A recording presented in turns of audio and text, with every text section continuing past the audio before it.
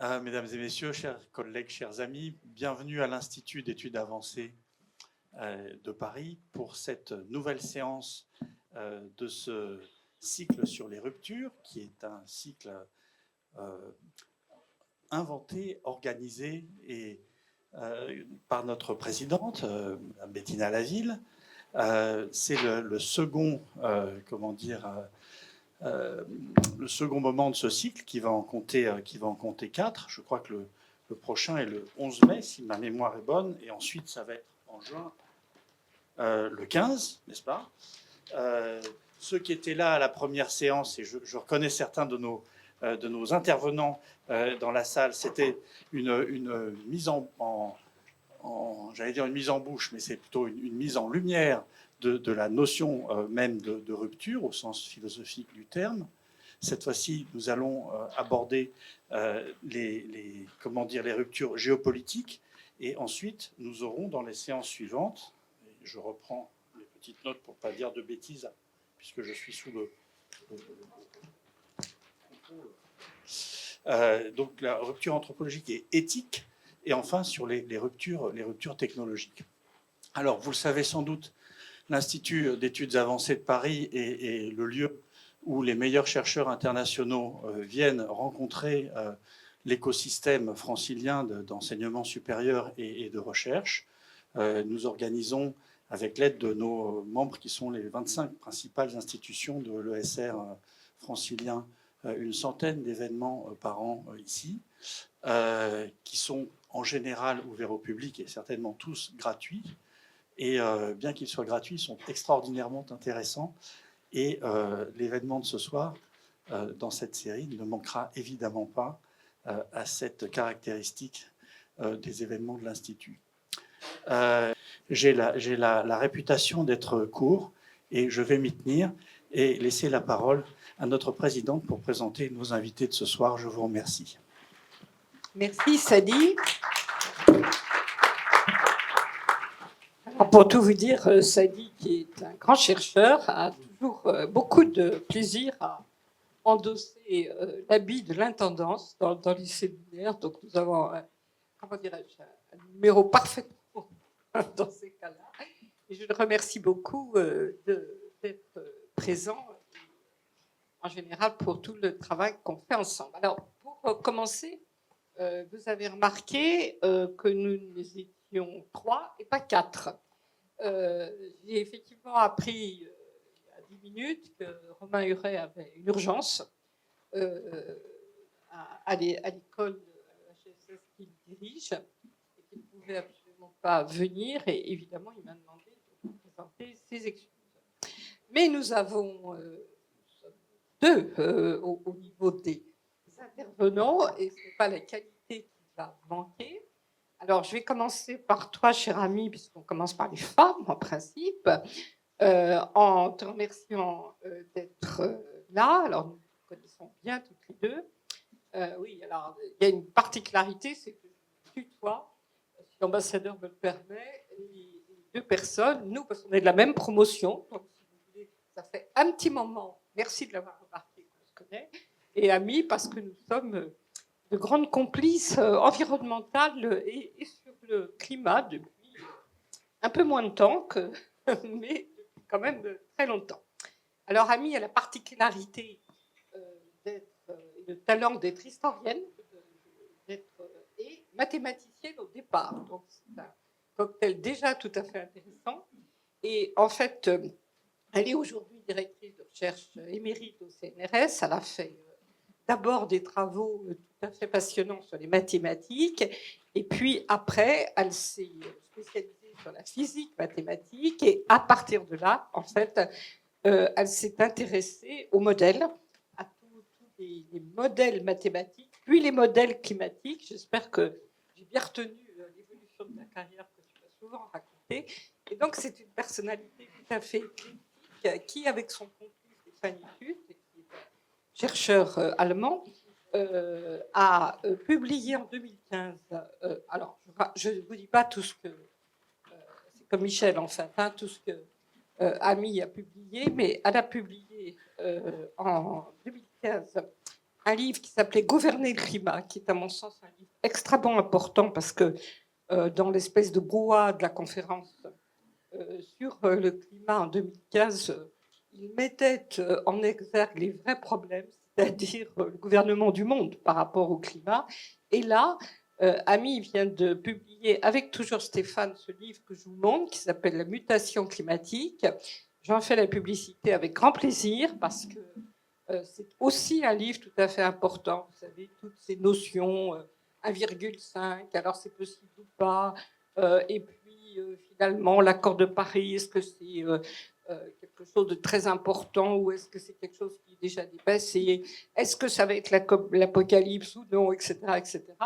Elle remet, comme on dit, l'église au milieu du village, c'est-à-dire qu'elle a une thèse qu'elle vous expliquera, donc je ne vais pas la déflorer, mais qui est véritablement une proposition de nouvelle mondialisation. Et elle dit de manière extrêmement claire qu'on est dans un autre monde et qu'il faut organiser le monde autrement. Elle nous en parlera. Alors Michel, déjà quand nous étions tout jeunes, tu étais passionné par les affaires étrangères, tu as fait une carrière très, très brillante d'ambassadeur et tu as été d'abord, peut-être pas d'abord, mais tu as été au centre d'analyse et de prévision du Quai d'Orsay à un moment donné, ce qui, alors pour ceux qui ne connaissent pas toutes les méandres des très passionnants des carrières au Quai d'Orsay, c'est les intellectuels qui vont au centre d'analyse et de prévision parmi les ambassadeurs. Donc nous recevons ce soir un ambassadeur intellectuel et qui a publié d'énormes livres en même temps que sa carrière. Sa carrière s'est déroulée dans tous les endroits du monde, puisque tu as été aux États-Unis comme représentant permanent à l'ambassade, tu as été ambassadeur en Syrie, je crois.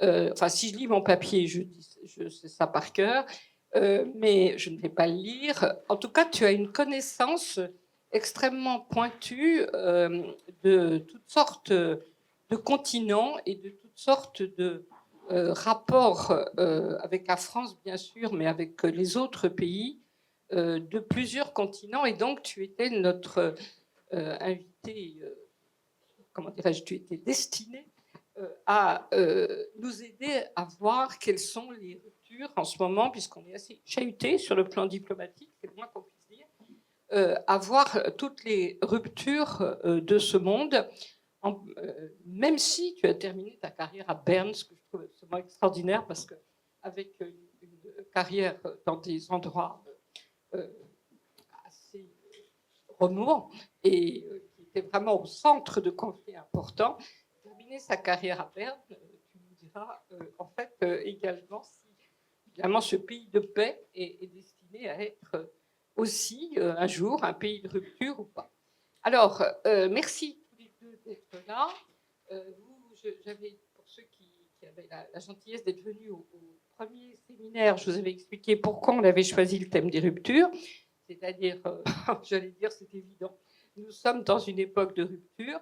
Et comme d'ailleurs Ami le dit dans son livre, dans comment dirais-je, des ruptures générales, si vous voulez, à la fois à tous les endroits du monde, dans toutes les expressions de la mondialisation et en même temps également au niveau interne dans énormément de pays.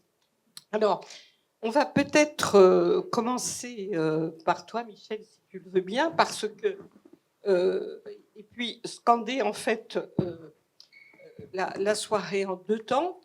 Moi, je crois que le public, comme on dit, se pose deux problèmes. Se pose ces ruptures incessantes. Je disais en vous accueillant à tous deux, je n'ai pas écouté la radio parce que j'avais des occupations depuis 9h ce matin. Je me demande ce qu'a fait Trump aujourd'hui.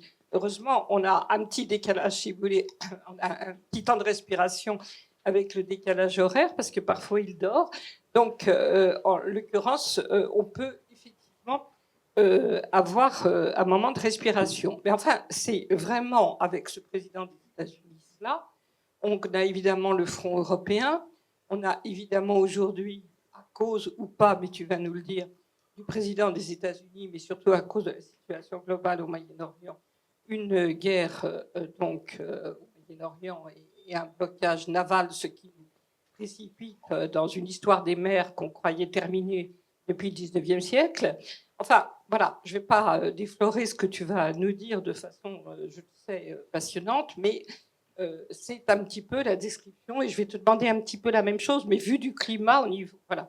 Et la seconde question que je vous poserai dans un deuxième temps, c'est est-ce que vous avez l'impression que ces ruptures sont irréversibles? C'est-à-dire que est-ce que ces ruptures, c'est un moment de l'histoire, c'est un moment extraordinairement bouleversé de l'histoire, ou est-ce que l'addition des changements démographiques, d'une terre trop peuplée, des inégalités dramatiques sur le plan international, de l'explosion technique, en particulier avec l'intelligence artificielle, etc., etc., etc. Est-ce que c'est un moment normal de bouleversement?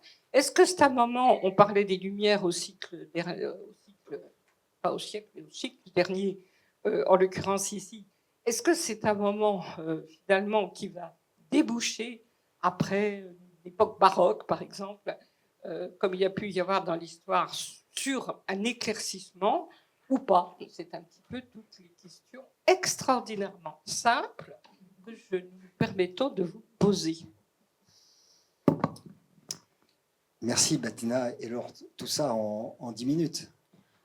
Comme Romain n'est pas là, vous savez, si Sadi me le permet, parce que c'est toujours lui le maître des horloges, vous avez 20 minutes chacun dans un premier round, et ensuite vous allez recommencer. Donc c'est une forme d'éternité pour les colloques.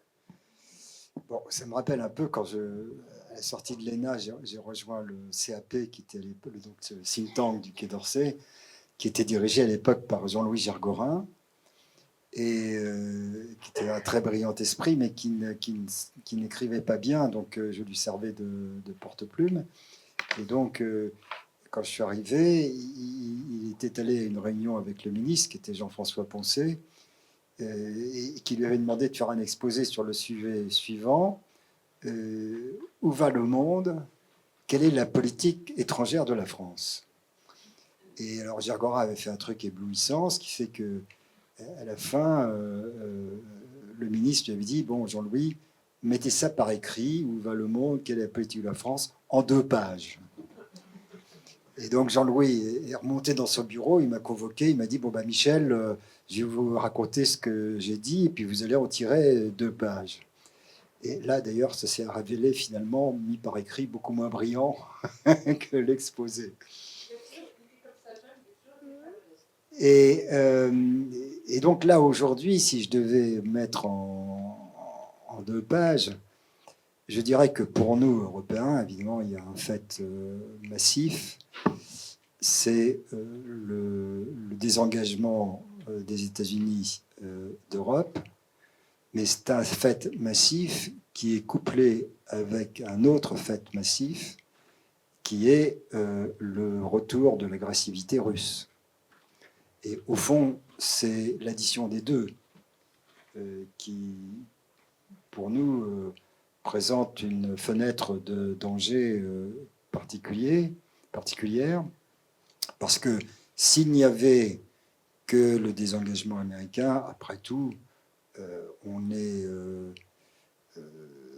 450 millions d'habitants, les Russes, c'est 150 millions, et on a un PIB de 10 fois supérieur à celui de la Russie, si on compte le Royaume-Uni. Donc, on pourrait y arriver. Et si par ailleurs, les Américains, après nous avoir soutenus pendant 60 ans, décidaient de se replier vers d'autres priorités, là aussi, ce ne serait pas trop grave. Mais le problème, c'est le cumul des deux, et donc le temps dont nous disposons pour nous adapter. Je crois que c'est ça qui est pour nous la rupture géopolitique majeure. Peut-être j'ajouterai 1 ou 2 points là-dessus. Le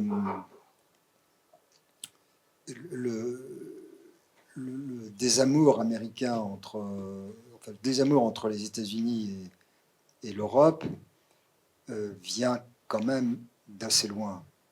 Et dans mes activités à l'Institut Montaigne, j'avais fait la connaissance et interviewé un stratège américain qui s'appelle Mitchell, qui est un des rares penseurs de MAGA, et qui m'avait dit, mais au fond, une fois la guerre froide terminée, nous n'avions plus de raison de soutenir l'Union européenne comme nous l'avions fait pendant des décennies, et même inversement. L'Union européenne, c'était devenu un simple concurrent commercial, économique, etc. Il n'y avait plus pour nous de raison de soutenir cette construction artificielle.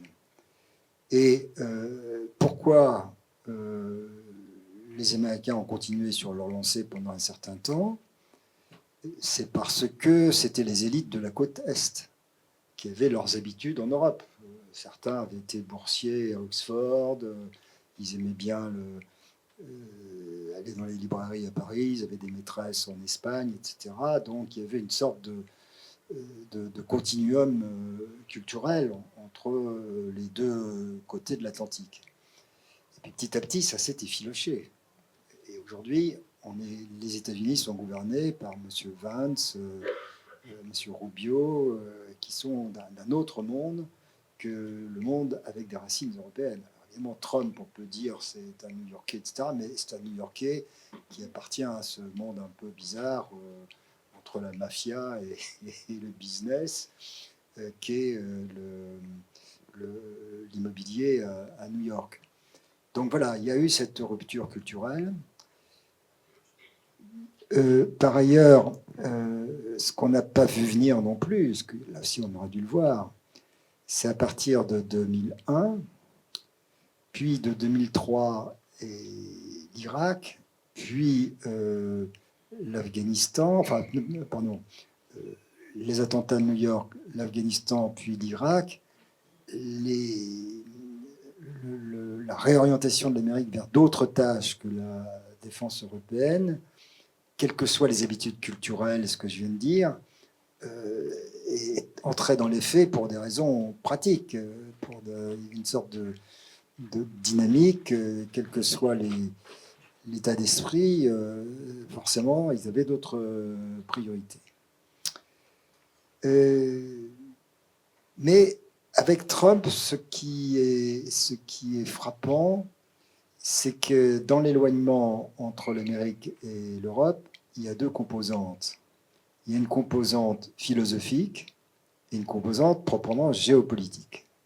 La composante philosophique, c'est, disons-le, on est entre nous, pour dire les choses rapidement, la trahison des idéaux et des Lumières, y compris par exemple le mépris de la science, leur attitude sur le climat, mais aussi la remise en cause de l'équilibre des pouvoirs, des droits individuels, etc.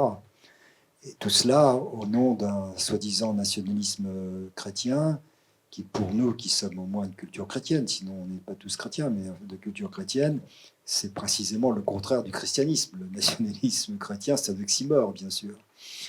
Et donc, il y a ce divorce philosophique, plus l'éloignement géopolitique que j'ai indiqué, qui est que petit à petit, les Américains se sont mis à avoir d'autres priorités, et plus récemment, la priorité majeure de se tourner vers l'Indo-Pacifique, la Chine, etc. Alors, quant à l'agressivité russe, là aussi, elle vient d'assez loin. Et si vous lisez un livre de Sylvie Kaufmann, je ne sais plus comment ça s'appelle, je retrouverai son titre tout à l'heure, Les Aveuglés, oui. Elle raconte qu'un président polonais, en 2002, qui était un ancien apparatchik communiste, naturellement, et qui était en fin de mandat, au retour d'une visite à Pékin, s'est arrêté à Moscou. Et là, son ancien collègue Poutine l'a gardé pendant 5-6 heures, comme aiment bien faire les Russes, et ils se sont parlé entre vieux camarades, quoi. Et petit à petit, la conversation a pris un tour de plus en plus franc, personnel. Et à un moment donné, Poutine a dit à son ancien collègue polonais, bon, Là, évidemment, on est très bas, mais on va se remonter. Et le jour venu, il faudra quand même qu'on reconstitue un peu notre espace soviétique naturel. Alors, évidemment, le Polonais a tendu l'oreille parce que dire, bon, mais il s'arrête tout ton espace. Il dit, mais non, non, non, mais pas la Pologne, bien sûr, mais tu vois, l'Ukraine, par exemple. Et le même Poutine qui, par ailleurs, quelques semaines plus tôt, était allé au Bundestag s'exprimer en allemand pour faire une profession de foi européenne, bien entendu. Le même Poutine qui faisait savoir qu'après tout, il pourrait rejoindre l'OTAN, etc. Donc, vous voyez, quand on dit que on a humilié la Russie de ça, bon, peut-être qu'on a fait des erreurs, comme toujours. Hein, les États commettent toujours des erreurs. Mais quand même, l'impulsion profonde vient de très loin. Et la vraie surprise pour moi, c'est que là aussi, comme pour les Américains, on ne l'ait pas vu venir. Alors qu'à partir du discours de Poutine en 2007 à Munich, ensuite de l'invasion de la Géorgie, bon, on aurait dû se rendre compte qu'on avait affaire à une autre Russie que celle qui faisait des professions de foi européennes. Et puis, surtout, 2014, l'annexion de la Crimée. Qu'on ait laissé passer ça, rétrospectivement, les historiens auront quand même du mal à l'expliquer. Et donc le Poutine d'aujourd'hui s'est peut-être radicalisé, comme on dit, c'est possible, au moment du Covid, etc. Mais surtout, il est un peu comme Hitler, avant d'attaquer la Pologne, qui réunit son état-major et qui dit « il faut y aller maintenant, les gars ». Et ses généraux lui disent mais on n'est pas tout à fait prêts, laissez-nous encore quelques mois une fourreur. Et il dit mais non, c'est maintenant, je veux y aller maintenant parce que je me fais vieux.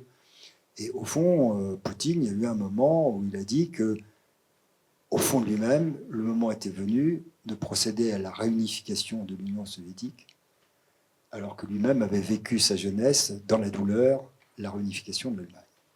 De l'Union soviétique ou de la Grande Russie? Alors, évidemment, c'est pas aussi clair que ça. Est-ce qu'il veut... Je ne crois pas qu'il veuille envahir les pays asiatiques de l'Asie centrale. Mais il veut en tous les cas que ça revienne, que ça ne quitte pas l'orbite russe. Si on avait plus de temps, je vous raconterai une soirée à Moscou, parce que j'ai servi à Moscou à la fin des années 80, où on avait un vaste appartement avec ma femme. Et donc, un soir, on avait invité l'intelligentsia russe dans les think tanks, les gens qui se préoccupaient de géopolitique. Et ça, c'était en 88-89. Et la conversation était la suivante. Bon, l'URSS va éclater, c'est comme ça, on n'y peut rien. Ils avaient bien vu quand même, ces garçons et ces femmes. Hein. Et surtout des garçons, pour dire la vérité. Alors voilà, les pays baltes, les États baltes, ils n'ont jamais vraiment été intégrés dans notre système. Les États d'Asie centrale, qu'ils y aillent, bon, qu'ils prennent leur indépendance, on n'en a rien à faire. Le Caucase, oui, bien sûr, ça existe, l'Arménie, la Géorgie, mais quand même, Tchekhov, Tolstoï, c'est quand même embêtant. Personne ne mentionnait l'Ukraine. Ça allait de soi que l'Ukraine, ça resterait russe, même si l'URSS disparaissait. Donc là, le fait que maintenant, ce soit soi-disant existentiel pour Poutine de retrouver l'Ukraine, ça avait déjà son germe dans cette conversation de la fin des années 80 à Moscou. Alors, je vais conclure en disant qu'une rupture en cache toujours une autre. Et évidemment, derrière ce que je viens de vous dire, il y a aussi les grands ébranlements auxquels on assiste au Proche-Orient. Il y a aussi la montée de la Chine, qui est quand même pour l'instant la seule vraie bénéficiaire de ce qui se passe un peu partout, y compris au Proche-Orient. Et là, il faut se souvenir qu'en 2001, on avait tous les yeux braqués sur les tours de New York. C'était légitime, bien sûr, la lutte contre le terrorisme. C'est à ce moment-là que, un peu grâce à notre ami Pascal Lamy, on a intégré la Chine dans l'OMC, dans des conditions qui n'étaient pas aussi rigoureuses que ce qu'on aurait dû poser. Et donc, pendant toutes ces années de la première décennie 2000, où les Américains avaient la tête dans toutes sortes de foyers de crise, la Chine progressait. Et je pense qu'on assiste au même phénomène. Alors ça, c'est pas une rupture au sens brutal du terme, mais c'est une rupture lente, mais qui, année après année, va devenir le fait majeur des années que nous vivons. Et puis peut-être un dernier point, en termes de rupture, c'est quand même le retour de la guerre. Alors bien entendu, il y a toujours eu des guerres, mais c'est des guerres périphériques. Ça touchait ce qu'on appelle le tiers-monde, ou le sud global, comme on veut. Maintenant, les guerres sont vraiment chez nous, très proches de chez nous et chez nous. Et ce sont des guerres qui sont des guerres en chaîne, comme c'était un livre de Raymond Aron en 1950. Vous voyez, c'est l'Ukraine, Gaza, l'Iran, et puis chacune se répond. Ce ne sont plus des guerres courtes, même au Proche-Orient, où avant c'était la guerre des 6 jours. Là maintenant, on en est à plus d'un mois. Ce sont des guerres qui n'en finissent plus, puisque même quand il y a une trêve, comme on le voit au Proche-Orient, en réalité, Israël continue à bombarder autour de lui. Et ce sont des guerres qui ne sont plus isolées les unes des autres, puisque nous soutenons les Ukrainiens contre la Russie, mais les Chinois et les Russes ont aidé à mort l'Iran. Et par ailleurs, il n'y a pas que le champ de bataille militaire qui compte, il y a beaucoup d'autres dimensions, donc c'est la guerre hybride dont on parle, pendant que les Russes bombardent en Ukraine, ils font des attaques cyber sur les pays baltes et d'autres, etc. Donc voilà, là aussi, des éléments de rupture majeurs auxquels nous, Européens, on doit faire face dans des délais. Alors on y reviendra tout à l'heure, si vous voulez, parce qu'il ne faut pas non plus tout exagérer. Les Russes ne vont pas nous attaquer demain. Dans l'état où ils sont, ils n'arrivent pas à enfoncer le front ukrainien. Donc on peut estimer qu'on a quand même quelques années devant nous, de même que les Américains, sauf accident de parcours qui n'est pas impossible, ils ne vont pas décrocher du jour au lendemain. Je dis sauf accident de parcours quand même. Merci.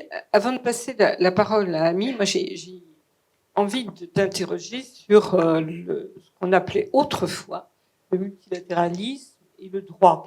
Est-ce que tu n'as pas l'impression qu'une rupture quand même extrêmement importante, c'est le mépris du droit, aussi bien d'ailleurs du côté russe que du côté américain que d'autres d'ailleurs. Je pense quand même en ce moment à Israël et à quelques autres. Première question. Et deuxième question, ce qui m'a frappé, c'est que tu employais le mot brutalité pour qui en soit une rupture dans les relations diplomatiques européennes par rapport à Poutine, mais tu n'en vois pas par rapport à Trump. Et c'est quand même ces deux formes de brutalité qui ont chacune leur charme, mais quand même pas aussi fortes l'une que l'autre. Oui, alors c'est deux questions évidemment différentes et importantes qui mériteraient de long développement. Sur le droit international, disons, je pense que nous, Français, on n'a jamais complètement adhéré à cette notion de ordre libéral international, etc. Bon, ça nous a paru toujours un peu suspect, mais il y avait quelque chose de vrai, c'est que l'hégémonie américaine s'était traduite par un système de relations plus ou moins régulé par des règles. Et au fond, il y a une phrase de Rousseau dans Le Contrat social qui dit le dominant n'est jamais assez sûr de rester dominant toujours, et donc il a intérêt à créer des règles qui lui créent des sujets qui ont vis-à-vis de lui des obligations. Et c'était ça un peu le système américain de l'après-guerre, dont les Américains eux-mêmes auquel les Américains eux-mêmes dérogeaient de temps en temps quand ils jugeaient que c'était de leur intérêt supérieur, ou parfois d'ailleurs de façon plus futile. Mais tant qu'ils avaient l'hégémonie absolue, malgré tout, il y avait une masse critique de pays qui respectaient ces règles du jeu. Et puis alors, surtout dans les années après l'effondrement de l'URSS, il y a eu un moment de ce qu'on appelle d'unipolarité américaine, après la première guerre du Golfe d'ailleurs, dont on a pu penser que là, c'était le triomphe des idées libérales, etc. Et il n'y avait plus de vrais opposants au système américain. Et puis il y a eu la deuxième guerre du Golfe, qui a vu au contraire les limites de la toute-puissance américaine et le début d'une forme de multilatéralité, multipolarité. Et là, on en arrive à cette troisième guerre du Golfe, où une question qu'on peut se poser, c'est est-ce que justement ce n'est pas la fin de la multipolarité issue de la guerre irakienne, mais une autre multipolarité fondée sur des sphères d'influence. Parce que des sphères d'influence. Parce que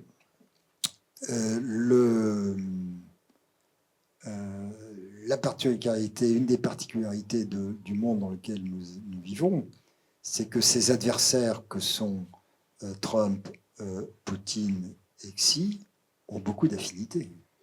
Et notamment, justement, sur des bases illibérales, sur des bases philosophiques.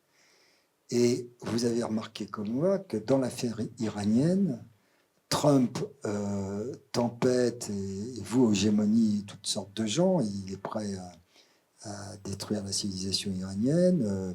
Il considère que les Européens l'ont trahi, etc.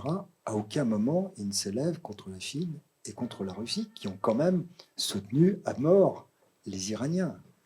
Donc là, il y a quelque chose d'extraordinairement troublant qui dessine effectivement la possibilité d'un monde dans lequel l'Ukraine c'est à toi, Taïwan c'est à l'autre, et moi je prends le Groenland et ceci ou cela. Voilà en quoi il ne reste pas grand-chose du droit international et du multilatéralisme, même si par ailleurs, ce qui me frappe beaucoup, c'est que par contre dans le Sud global, la Charte des Nations Unies n'est pas remise en cause. La légitimité des institutions internationales n'est pas remise en cause. Il critique le fait que le Conseil de sécurité n'est pas élargi, des choses comme ça. Il critique l'inefficacité du système, le double standard des grandes puissances, mais en même temps, ils admettent la structure fondamentale qui fait qu'il y a un endroit où tous les États sont sur un pied d'égalité. Et donc, pour moi, ça reste quand même un élément d'espoir. Et un autre élément d'espoir, c'est que dans le monde, j'ai un peu répondu à la question sur la violence en même temps, dans le monde violent, que la violence est en train d'accoucher, il y a une redistribution du rapport des forces. Et donc, ça, les États-Unis ne s'en rendent pas compte, mais ils sont en train de s'affaiblir. Ils sont moins puissants qu'ils ne l'ont jamais été. Ils ne sont plus aussi puissants qu'ils l'ont été.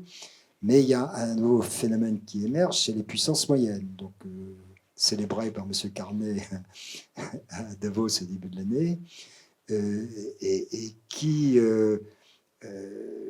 là, c'est un grand point d'interrogation. Est-ce qu'elles ne vont pas tomber dans les sphères d'influence? Une partie d'entre elles. Est-ce qu'elles sont capables d'avoir un minimum de plateforme entre elles? Mais en tous les cas, il est possible que la constitution des zones d'influence autour des trois pôles que j'ai indiqués soit quand même plus compliquée que ne le souhaiteraient les dirigeants de la Russie, de la Chine et des États-Unis. Merci.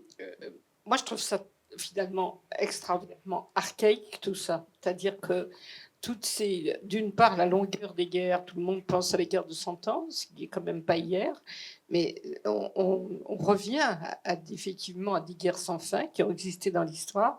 Et deuxièmement, les sphères d'influence, ça a été vraiment l'histoire, si j'ose dire, pendant extrêmement longtemps. Enfin, c'est ça qui, je trouve, enfin, pour moi, c'est une des ruptures, parce que c'est une rupture parce que justement le droit ne régit beaucoup moins les choses. On n'est pas encore tout à fait là. Hein. Non. Enfin, ça menace. Non. Alors, tu parlais effectivement comment dirais-je, de sphère européenne chrétienne, de culture chrétienne, mais tu as sans doute écouté ce matin que le président des États-Unis ne voulait plus de ce pape-là que nous avons. Si, il a dit ça, il a dit ça de manière très, très précise. C'est une citation que je vous fais. Nous ne voulons pas de ce pape-là. Donc, comme vous... voilà. D'habitude, c'est le pape qui dit nous, mais c'est pas un sujet.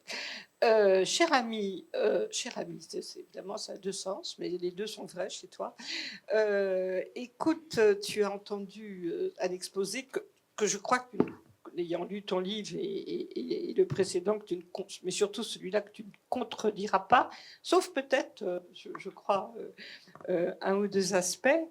Est-ce que cette mutation climatique, qui est en fait chez toi une mutation géopolitique, hein, que tu expliques dans ce livre, est-ce que ça constitue finalement la plus grande rupture, entre guillemets, puisque le côté irréversible est quand même une question? Est-ce que tu penses que ça constitue quelque chose qui peut bouleverser le monde à partir du climat, ou tu considères que le climat, c'est un aspect des ruptures et des bouleversements parmi d'autres?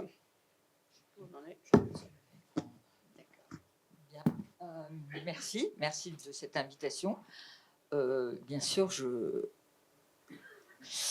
vais dire quelques mots en introduction, parce que effectivement, je viens d'un peu un autre monde. Je suis au départ une scientifique, c'est vrai, et je suis une historienne des sciences.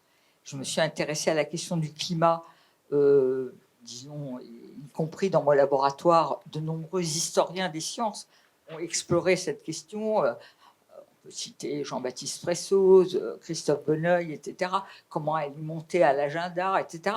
Et c'est dans ce bain que j'ai commencé vraiment à me focaliser sur les questions climatiques. Et c'est devenu mon principal objet de recherche depuis, on peut dire, 20 ans. Et que finalement, je suis rentrée dans le monde de la géopolitique par ce qu'on peut appeler la géopolitique du climat, c'est-à-dire effectivement principalement comment l'ensemble des pays du monde se répartissent, se fractionnent, se divisent, sont en compétition les uns avec les autres ou en opposition à propos de cette question climatique. Et donc le multilatéralisme, la gouvernementalité des COP, etc., voilà, c'est ça. Mais, et c'est le premier livre que nous avons écrit avec Stéphane Aïkout, juste avant l'accord de Paris, porte sur le bilan, si vous voulez, de cette gouvernance climatique, comment nous l'analysions entre, grosso modo, l'apparition de l'alerte climatique dans les années 90, principalement entre les scientifiques, le milieu scientifique, le GIEC, etc., et qui, au départ, principalement les États-Unis, et ensuite la puissance européenne qui a joué un rôle moteur très important dans l'organisation de cette gouvernance, dans le rôle un peu positif qu'elle a voulu jouer, etc. Bon, je ne vais pas revenir là-dessus du tout. Et déjà à ce moment-là, nous critiquions fortement la façon dont l'enjeu climatique avait été appréhendé et était traité au sein de cette gouvernance multilatérale, c'est-à-dire principalement comme quelque chose. On allait faire des transitions assez lisses, assez tranquilles. On allait substituer telle énergie à telle autre. Enfin, ça s'est un peu précisé au fil des années, évidemment, parce que les renouvelables, etc., ça existait très peu à la fin des années 90, au début des COP. Mais bon, à partir des années, disons, 2010, ça a commencé à se préciser, et c'est ça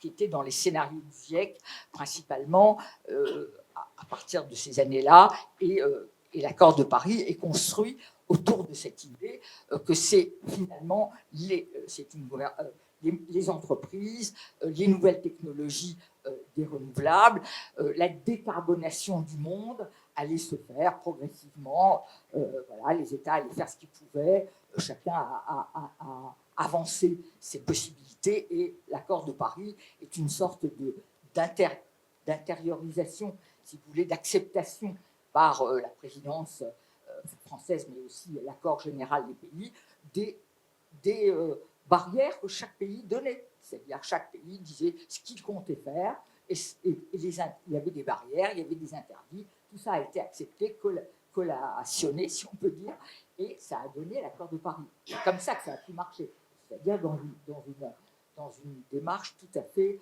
bottom-up, puisque la démarche antérieure, celle qui était préconisée dans les années 90 et qui a connu son échec qui a buté à Copenhague sur le nouvel ordre mondial, c'est-à-dire Obama à la Chine, l'installation publique et importante de la rivalité stratégique entre ces deux grandes puissances, qui avaient la première puissance émettrice mondiale, les États-Unis, mais qui avait été dépassée dans les années 2007-2008 par la Chine, devenant la première puissance émettrice de carbone, enfin d'émissions de gaz à effet de serre à partir de là, etc. Et donc, on voyait bien qu'un traité n'allait pas pouvoir être négocié par le haut et ensuite décliné pour chaque pays avec des obligations. Ça, c'était inacceptable, ça ne marcherait jamais. Donc, il y a eu un renversement. Bon, voilà. Ça, cette analyse-là, nous l'avons faite en 2015 et nous critiquions ce qu'on appelait ce schisme de réalité, c'est-à-dire cette idée que le multilatéralisme, eh bien, avait toujours une civilité très grande, les choses avancent, il y a de la bienséance, on se respecte, tout est gentil, etc. Et en même temps, le monde est évidemment dans une course effrénée de productivité, évidemment, avec des émissions qui n'arrêtent pas d'augmenter, une compétitivité énorme, etc. Et aussi, ce qui avait motivé, d'une certaine façon, cette convention, comme d'ailleurs les autres conventions environnementales créées au pacte de Rio en 1992, l'idée que, bon, il fallait bien quand même intégrer les pays en développement, où on avait dit le tiers-monde, et puis après, c'est devenu les pays en développement. Eh bien, ces pays-là, on allait les aider, on allait leur donner de l'argent, on allait faire des efforts pour qu'eux aussi se développent, mais quand même en étant moins qui dégradent moins l'environnement que les pays historiquement développés, et que voilà, tout ça, c'était... Donc il y avait un peu ces bonnes idées, ces bons sentiments, je dirais, et puis, voilà, et de fait, tous ces bons sentiments, etc., étaient complètement en opposition avec le développement extraordinaire du néolibéralisme de la fin des années 90, cette explosion des émissions, etc. Bien. Il faut dire, si tu me permets, une petite intervention.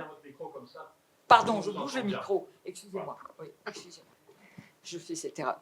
Il faut dire que dans la négociation de 92, puisque c'est celle à laquelle beaucoup contribué, la Chine, d'une part, la Chine n'existait pas. La Chine ne disait rien. Voilà. D'autre part, les pays de l'Europe de l'Est étaient débutants, si je dis complètement. C'était juste après la chute du mur. Et donc, ils avaient une diplomatie balbutiante et finalement, ils nous suivaient, puisque nous, on était la France, les Lumières, etc. Et troisièmement, il y avait un espace France-Afrique qui était encore vivant. Et par conséquent, le dispositif diplomatique était, mais alors, complètement différent quand on assiste au COP, comme toi et moi actuellement. Alors donc, j'en viens à la situation aujourd'hui et au titre de ce livre et la thèse qui est derrière. Donc effectivement, le climat est avant tout notre sujet, Stéphane Alcout et moi-même. Et en fait, l'idée, c'est de dire, d'abord le mot mutation, c'est quoi une mutation? C'est un changement qualitatif. C'est vraiment une nouvelle condition dans notre esprit, c'est ce que nous disons explicitement, c'est une nouvelle condition humaine, d'une part, qui est lié à plusieurs aspects de la question climatique aujourd'hui et de la question environnementale aujourd'hui.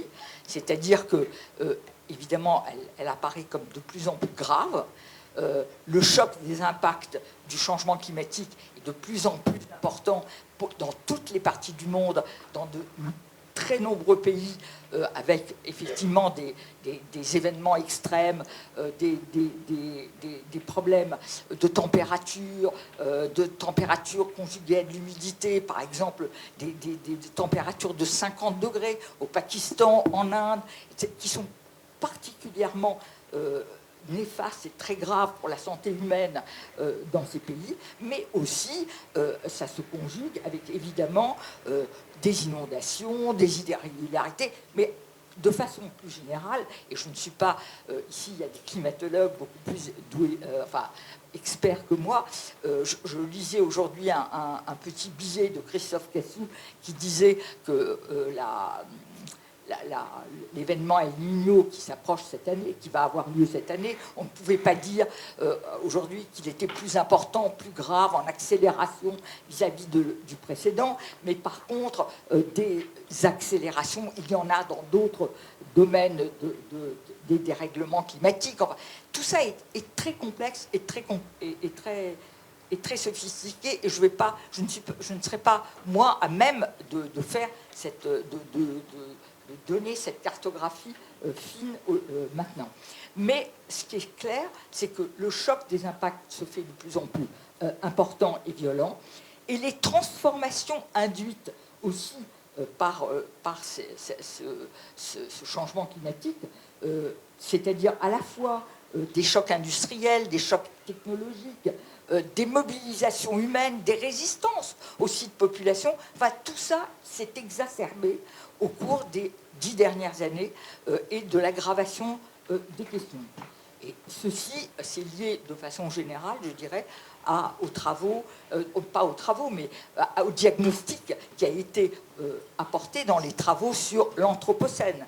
L'Anthropocène, c'est-à-dire, c'est la façon dont, si vous voulez, l'ensemble des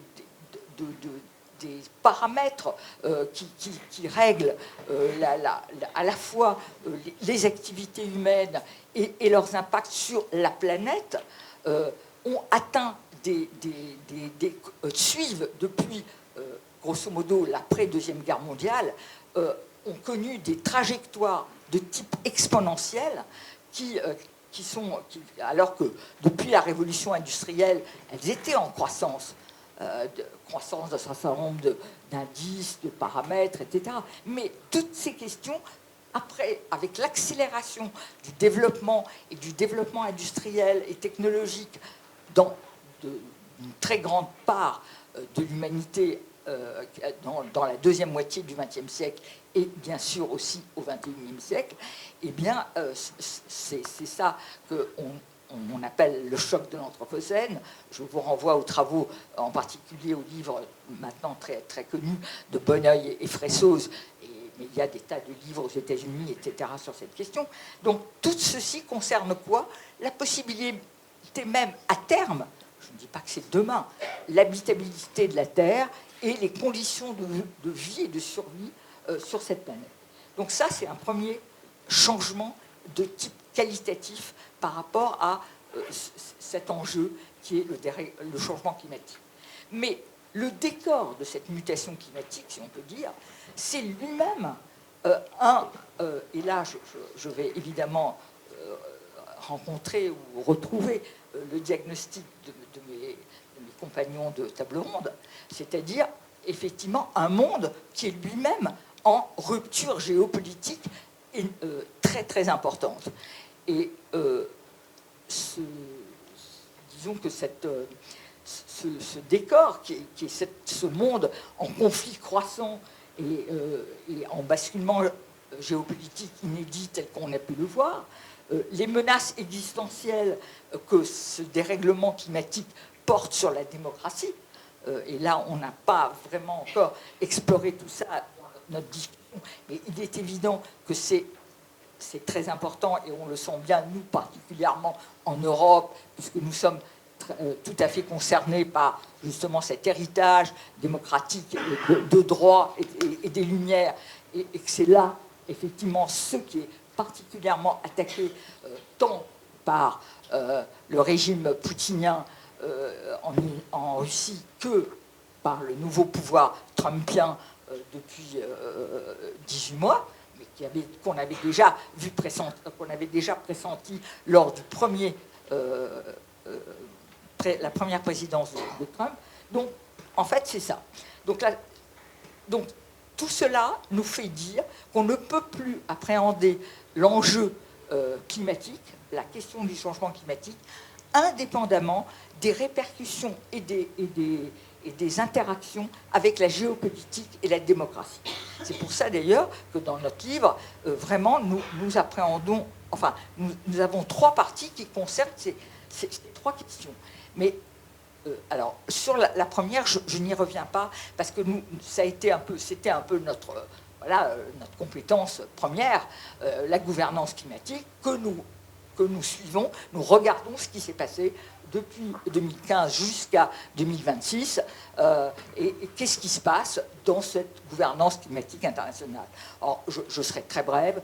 En gros, il y a une gouvernance incantatoire qui s'est installée à l'échelle internationale, les choses avancent, la transition se fait, etc. En fait, la transition, si vous voulez, ce fameux vocable de transition que nous récusons totalement, pour nous, on n'a pas utilisé une seule fois, une fois qu'on a explicité la chose, on refuse le terme de transition. Parce que la transition, au contraire, la transition, c'est soit elle a lieu, de fait, elle est en train de se faire, tout va bien, elle a lieu, et de fait, ce n'est pas vrai, puisque les émissions continuent d'augmenter, même si leur proportion par rapport à l'ensemble des énergies utilisées baisse légèrement.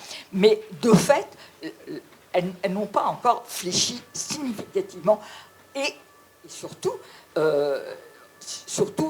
il faut parler aujourd'hui, si vous voulez, comme l'a montré d'ailleurs Fressoz, mais aussi d'autres historiens américains, il n'y a jamais eu dans l'histoire l'idée qu'une énergie, une nouvelle énergie, quand elle apparaît, elle chasse les précédentes. Non, elle ne chasse pas les précédentes, elle s'additionne aux précédentes dans un ensemble symbiotique d'énergie qui se développent, qui interagissent les unes avec les autres, qui se boostent les unes avec les autres, et voilà, pour permettre un développement de plus en plus grand. C'est ce qui s'est passé dans l'histoire à chaque étape.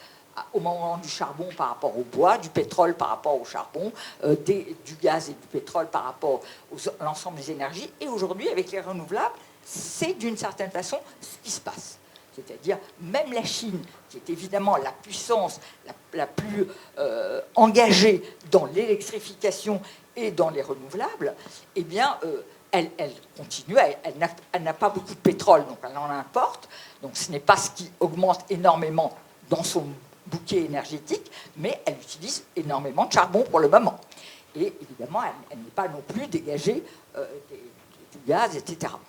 Mais de façon plus importante, donc il y a ce récit de la transition qui est en train d'avoir lieu, qui se développera par les marchés, il n'y a pas à s'inquiéter, mais de fait, il est contraire à l'état du monde, ou bien la transition impossible, c'est trop compliqué, là vraiment, ça ne s'est jamais vu de basculer, donc ça n'aura jamais lieu, ce n'est pas possible, et en général, ceux qui disent ça, c'est parce qu'ils ne la souhaitent vraiment pas. Et sans parler, évidemment, du pouvoir américain. Alors, Poutine et les pays fossiles, on l'a vu dans la gouvernance climatique internationale, dans les négociations sur les rapports du GIEC et leur ratification, etc. Soit c'est des pays qui sont aux abonnés absents, donc ils ne sont pas là, ils veulent pas se prononcer, ils ne veulent pas. La Russie a souvent fait ça, elle n'a pas été là. Par contre, par exemple, à Belém, lors de la dernière conférence, elle était là et elle était particulièrement vocale et dans une opposition extrêmement agressive vis-à-vis de tout effort des pays qui voulaient aller plus loin, par exemple la Colombie et un certain nombre de pays d'Amérique latine, qui certains d'ailleurs ont du pétrole, mais voient bien, parce qu'ils ne sont pas, c'est pas leur richesse principale, veulent aller plus loin dans une sortie des fossiles. Et l'Europe aussi était sur cette position. Et eh bien, la Russie, les pays du Golfe, à l'époque, évidemment, les États-Unis n'étaient pas là, puisqu'ils ont quitté le processus. Eh bien, ils faisaient en gros un bloc ensemble pour s'opposer à toute avancée en disant c'est pas l'ordre du jour. C'est pas... Comme si vous voulez, ces COP qui sont créés pour sortir des fossiles, il y a une fois où on est à l'ordre du jour et une autre fois où on n'est pas à l'ordre du jour. C'est le cœur du processus. Bon. Donc là, ça c'est une première chose. Une deuxième chose, c'est... Donc nous considérons que bon, parler de cette transition comme ça, qui sera lisse, qui se fera par les marchés et la substitution gentille, ce n'est pas voilà, c'est complètement irréel. C'est irréel. Voilà. D'autre part, il faut aussi, et c'est pour ça que nous utilisons le mot transformation écologique, assez profonde. Mais cette transformation écologique, évidemment, on n'a pas l'idée, et c'est ce qu'on a essayé de regarder, il y a des intérêts extrêmement profonds, et c'est là que je crois, c'est pas que je sois en désaccord, mais notre apport, si vous voulez, ça a été d'essayer d'explorer et d'expliciter dans ce livre très précisément le rôle des intérêts fossiles dans ce basculement géopolitique. Je trouve qu'on ne peut pas discuter aujourd'hui de la façon dont le régime, par exemple, dont les Américains, la présidence Trump, mais c'était déjà perceptible lors de la première présidence Trump, puisque, par exemple, Bruno Latour, qui est, c'est vrai, un auteur qui nous a énormément influencé, dont on a été proche pendant des années, etc., on a coopéré avec lui, travaillé avec lui, etc., Latour, il avait écrit, et il y a une extraordinaire lucidité de sa part, il a écrit en 2017, c'est-à-dire 6 mois après l'accession de Trump, 6-7 mois après l'accession de Trump, un livre qui s'appelle « Où atterrir ?», où il analyse déjà le premier tournant de Trump par rapport à cette question, qui déjà récusé. Vous savez qu'il était aussi, il avait proposé de sortir de l'accord de Paris, ce qu'il a fait la première fois. Il ne l'a pas fait de façon aussi brutale et agressive que cette fois, avec une violence contre la science climatique, ses diagnostics, etc. Mais déjà, il récusait le diagnostic. Il s'était retiré de l'accord de Paris. Nous étions quelques années, 3-4 ans après l'accord de Paris. Donc, il s'était retiré, etc. Et à ce moment-là, et surtout, ce qui était clair, c'est que les grandes élites américaines des grandes entreprises et de la technologie, c'était l'idée finalement, l'idée que Latour avait analysée, c'était d'abord cette identification du rôle du climat. Elle a été déjà présente dans un certain nombre d'élites américaines depuis la fin des années 90. Et c'est ça le premier climato-scepticisme des États-Unis, parce que le schisme, si vous voulez, ou la séparation entre les démocrates et les républicains conservateurs, les néoconservateurs de la fin des années 90, c'est déjà autour de la question climatique. Ça, c'est déjà très net. Ils le disent, et on sait très bien, et les travaux des historiens aujourd'hui alimentent énormément ce dossier. Il y a déjà des élites américaines de l'économie, des entreprises fossiles, etc., qui, dès cette époque, c'est-à-dire dès la fin des années 90, récusent le diagnostic climatique et disent non, ça ne va pas se passer comme ça. Le climat, on le résoudra dans très longtemps. Oui, si tu me permets, ne le récuse pas toujours.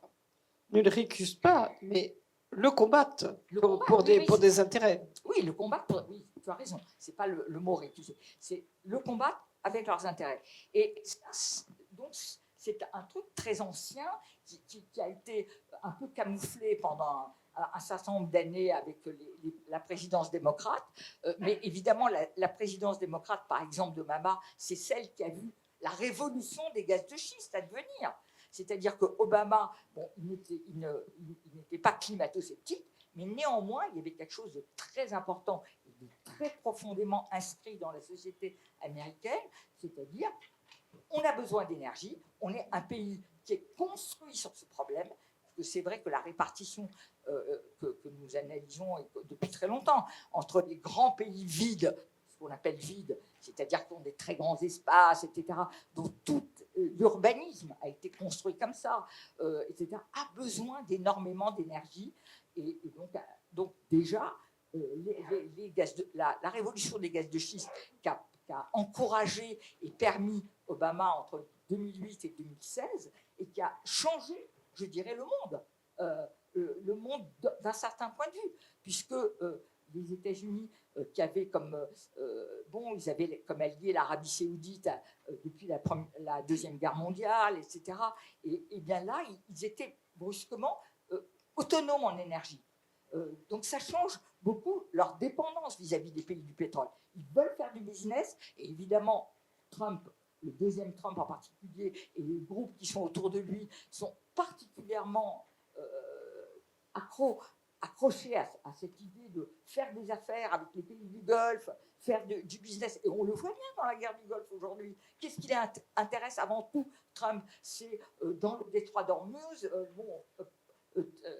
finalement, si l'Iran veut faire payer des droits de passage aux bateaux, si les États-Unis les partagent avec l'Iran, peut-être qu'ils accepteraient. Mais évidemment, on n'en est pas là. Mais en tout cas, c'est très important, le business. Le business avec tout. Et je crois que c'est ce qu'on a aussi voulu analyser de façon générale dans ce livre, c'est-à-dire d'où vient cette admiration incroyable du milieu libertarien autour de Trump pour ce genre de milieu d'affaires, de développement, etc. Et qu'ont d'ailleurs analysé plusieurs historiens, comme Quinn Slobodian, un historien américain qui a écrit un livre sur les villes comptoirs comme Dubaï, au départ Singapour, Hong Kong, etc. Et puis ensuite Dubaï, mais aussi Margaret Thatcher qui a donné des franchises à des tas de... Oui, je vais m'arrêter. Enfin, on va enfin m'arrêter ou conclure, je le sais. Mais tout ce modèle de business, qui est quelque chose qui fascine et dont est issu aussi Trump, qui est un homme de l'immobilier, un homme des affaires, un homme des fossiles. Il faut quand même voir cela. Et je trouve qu'on ne le dit pas suffisamment.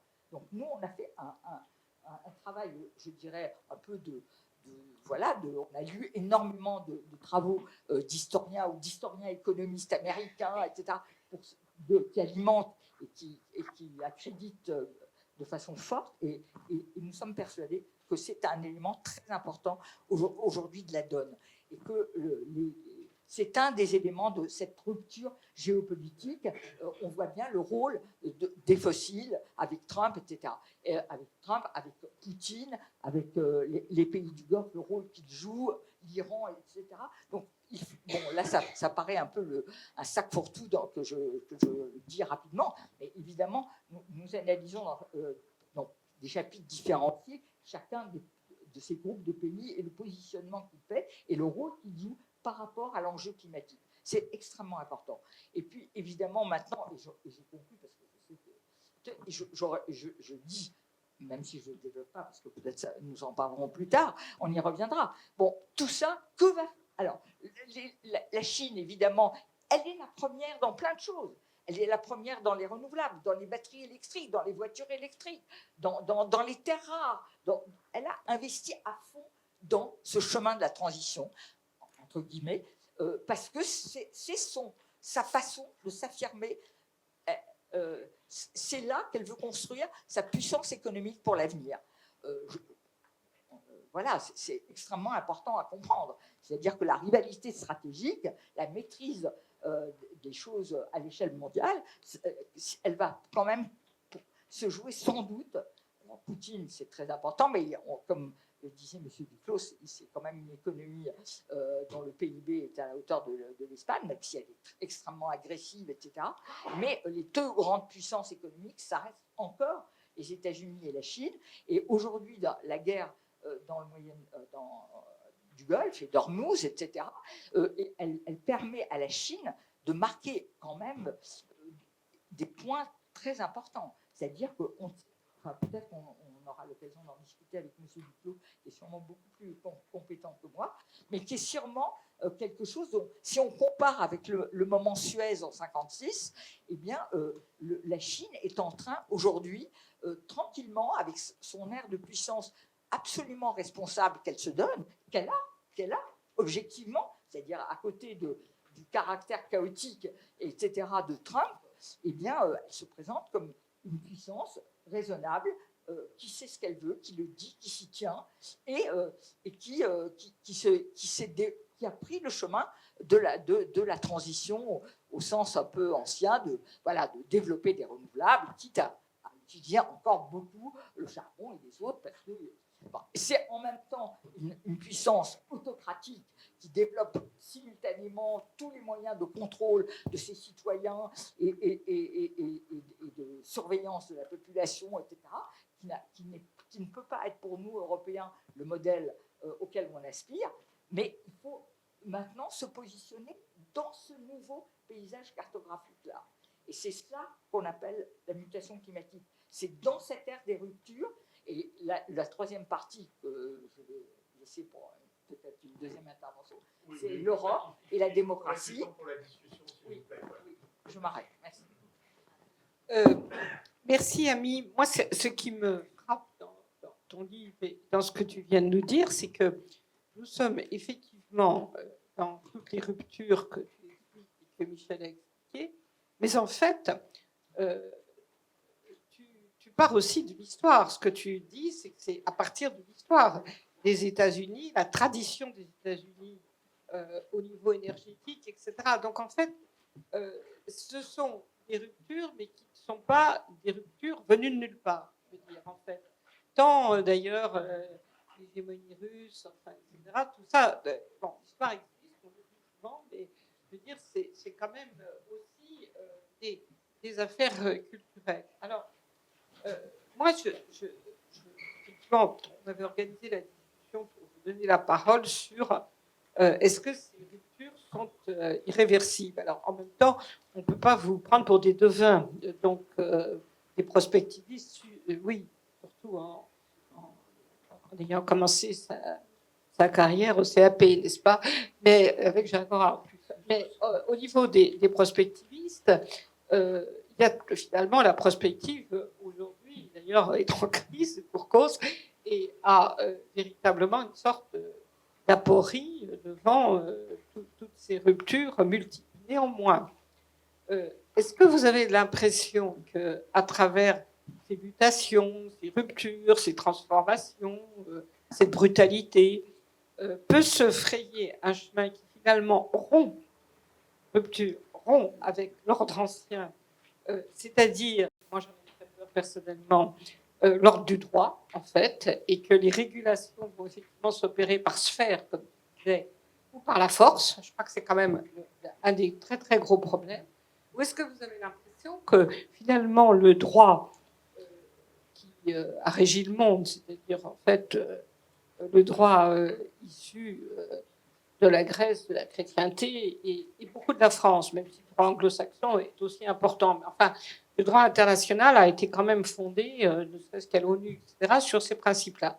Est-ce que vous avez l'impression que peuvent être édifiés à un moment donné d'autres principes, ou est-ce qu'on rentre, comme dans des époques historiques, dans un siècle, 2 siècles, de turbulences, etc. Alors, au fond, Bettina, il me semble qu'il y a tellement de variables que ça peut évoluer dans beaucoup de sens. Mais il y a un point qui, là, paraît irréversible, c'est la structure du rapport des forces dans le monde. C'est-à-dire que l'hégémonie américaine ne reviendra jamais. Alors, évidemment, il faut être prudent parce que, voyez-vous, là, en ce moment, je ne sais pas si vous avez remarqué, mais il y a une guerre en Iran qui vient vaguement d'être suspendue. Et quand même, tout le monde dit que c'est une défaite stratégique gigantesque pour les États-Unis. C'est notamment le thème de Piotr Smolar, le correspondant du Monde à Washington, trouve un écho partout chez nous et aux États-Unis même. Beaucoup de gens disent ça, c'est une défaite stratégique. D'ailleurs, Trump est piégé par sa propre communication, parce que quand vous dites un jour, je suis prêt à détruire la civilisation en Iran, et le lendemain, vous acceptez une trêve sur la base d'ailleurs du plan de vos adversaires, ça prouve que quand même vous avez un problème.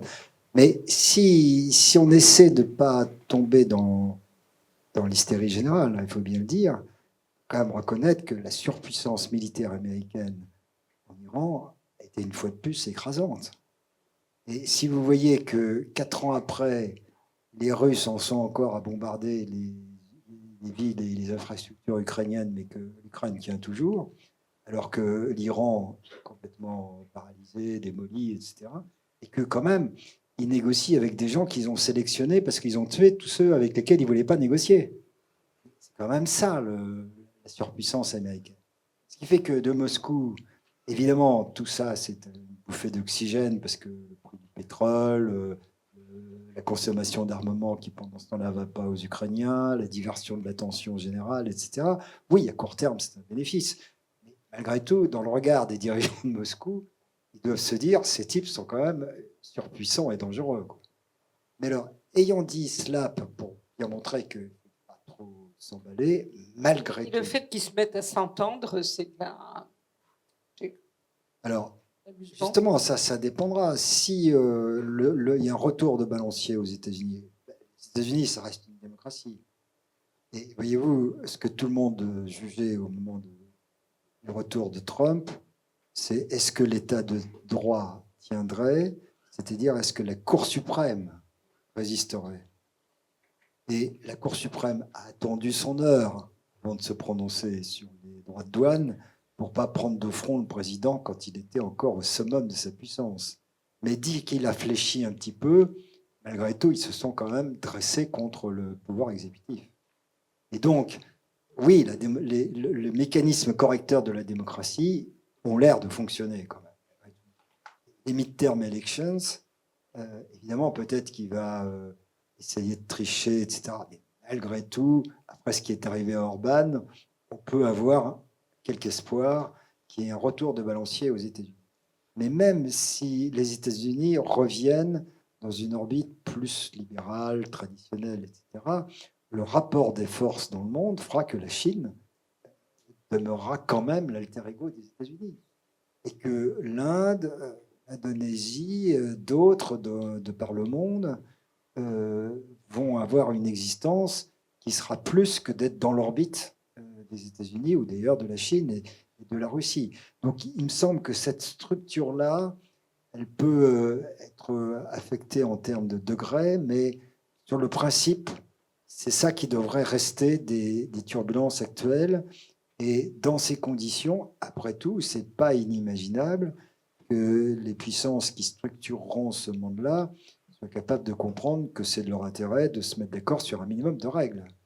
Malheureusement, pour nous, ce ne sera pas des règles aussi avancées que dans les années 90 sur les droits de l'homme, mais si elles peuvent préserver la paix, si elles permettent des progrès sur l'écologie, le développement, ce sera quand même un point très important de sauver par la civilisation. Et notre problème à nous, Européens, c'est comment on se situe dans ce monde. Mais, pardon d'être provocante, mais comment concilies-tu le fait que l'hégémonie américaine ne redeviendra jamais comme avant et leur surpuissance militaire si nous sommes dans un monde de force? Oui, mais parce qu'à la fin des fins, il n'y a quand même pas que ça qui compte. Il y a quand même la puissance économique, technologique, etc. Et que la Chine, pour l'instant, ne se mesure pas aux États-Unis sur le terrain militaire. C'est ça le point. Alors que au Proche-Orient, Netanyahou a fait en sorte que les Américains utilisent toutes leurs forces militaires. Alors, moi, je me suis demandé pourquoi ils s'étaient arrêtés. Et une explication possible, c'est qu'ils ont compris eux-mêmes, quand même, dans leur folie, qu'il ne fallait pas qu'ils consomment trop de munitions, il ne fallait pas qu'ils épuisent leur stock, parce qu'à ce moment-là, effectivement, vis-à-vis de la Chine, ça deviendrait gênant. Comme par ailleurs, ils avaient saturé toutes les cibles possibles et imaginables, c'est pour ça qu'ils en étaient arrivés à menacer les infrastructures énergétiques, et les ponts, etc., parce qu'il n'y avait plus rien d'autre à frapper. Les deux facteurs l'ont incité quand même à faire une pause. Comment considères-tu la sphère, pour prendre le mot du jour, le propos d'Amy par rapport au climat? Comment toi, comme diplomate avec toutes ces fonctions, tu considères l'influence des problèmes climatiques sur toutes les évolutions géopolitiques?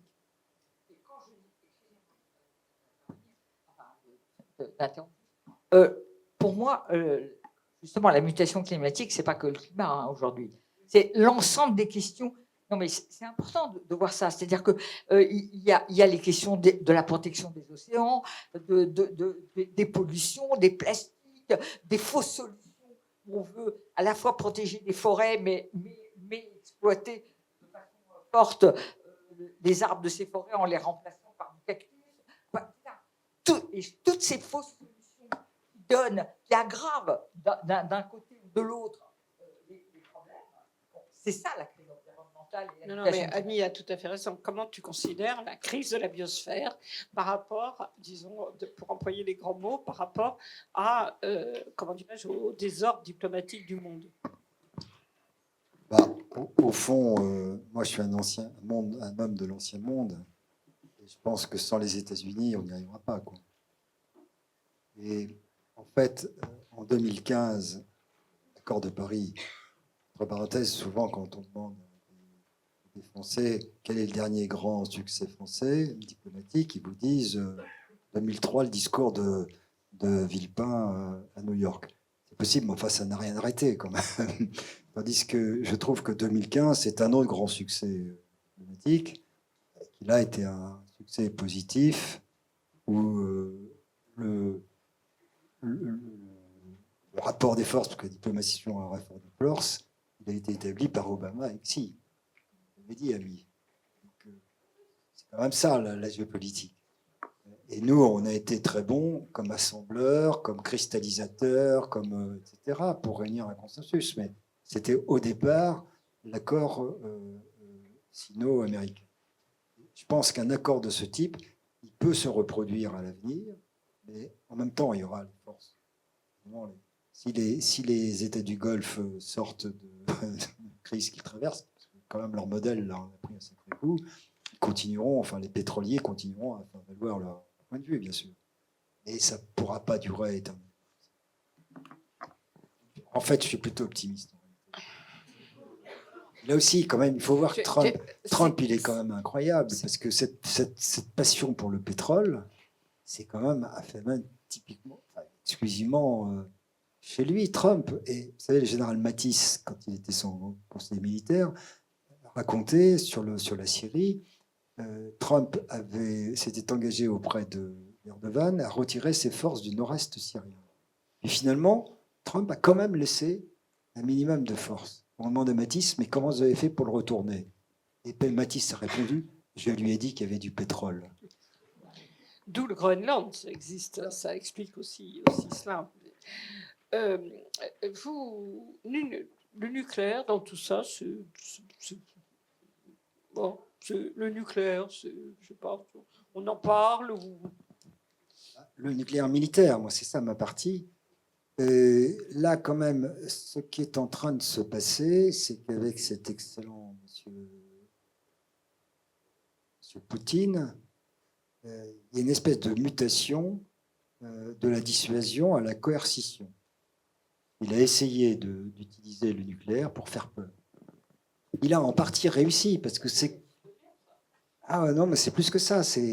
Dissuasion, c'est pour dissuader un adversaire de vous attaquer.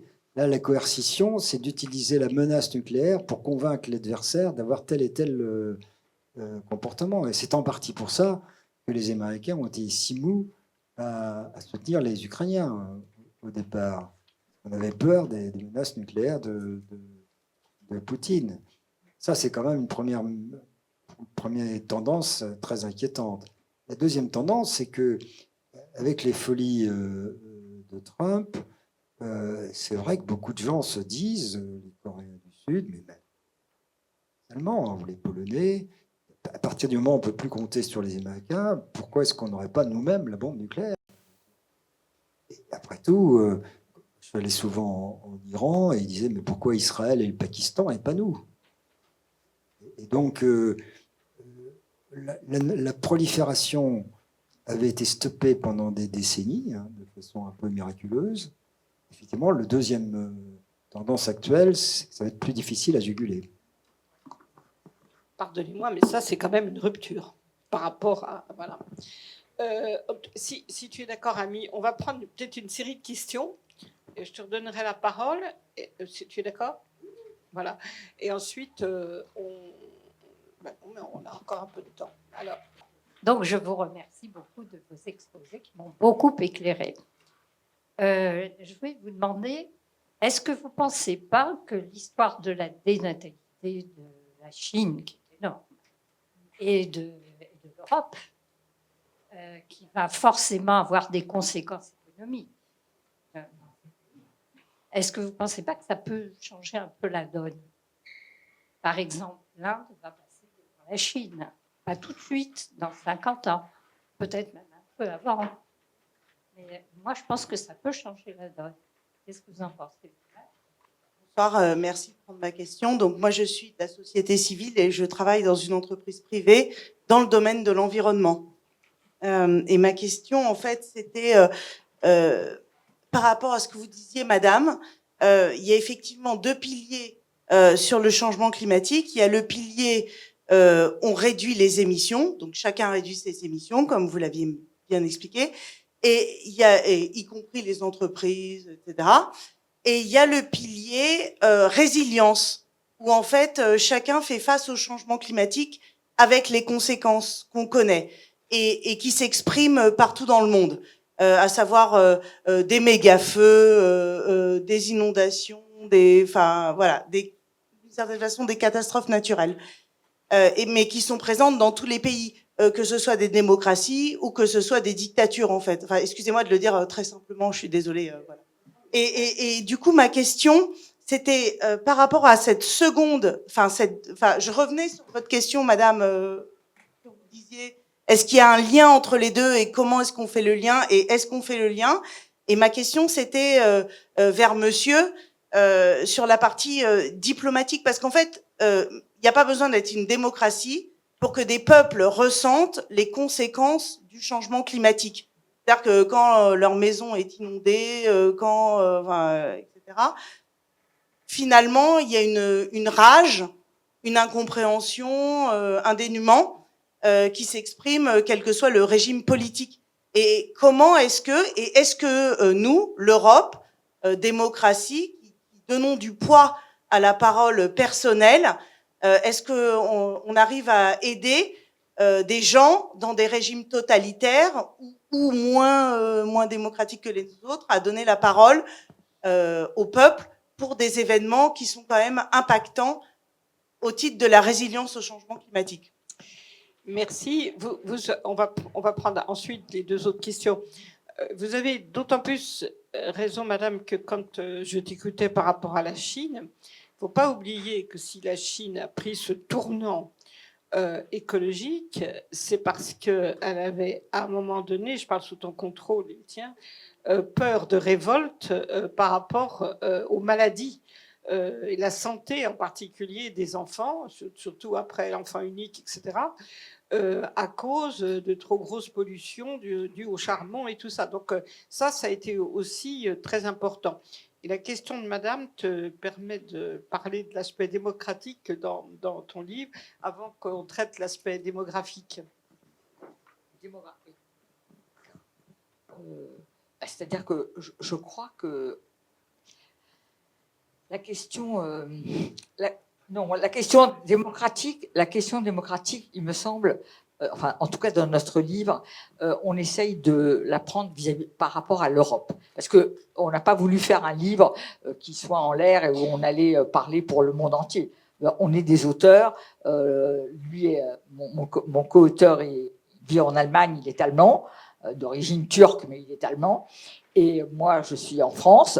Et donc, en particulier, d'ailleurs, il avait fait sa thèse sous ma direction sur la comparaison de la montée, enfin la construction de l'enjeu climatique en France et en Allemagne depuis 40 ans, hein, pas là, juste sur le long terme. Comment ce problème s'est fait et les choix énergétiques aussi dans les pays qui sont liés aux formes de centralisation ou de décentralisation respectives des deux pays.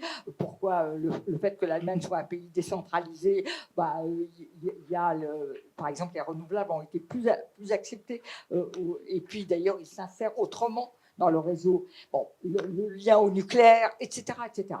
Donc nous sommes profondément européens et nous considérons qu'aujourd'hui, dans ce maelstrom géopolitique et général dont nous avons parlé, ces ruptures, etc., eh bien, l'Europe est la seule béquille que nous ayons pour agir. Alors, ça ne veut pas dire qu'il faut s'occuper que de ça, hein, puisque, effectivement, donc, pour cela, on fait une analyse un bilan de ce qui s'est passé dans ces pays et aussi de la construction, du rôle de la construction européenne, bon, et qui a été pendant un certain nombre d'années plutôt performative, positivement, etc., par rapport à cet enjeu, mais nous sommes quand même maintenant dans une sorte de moment où le backlash est à l'ordre du jour.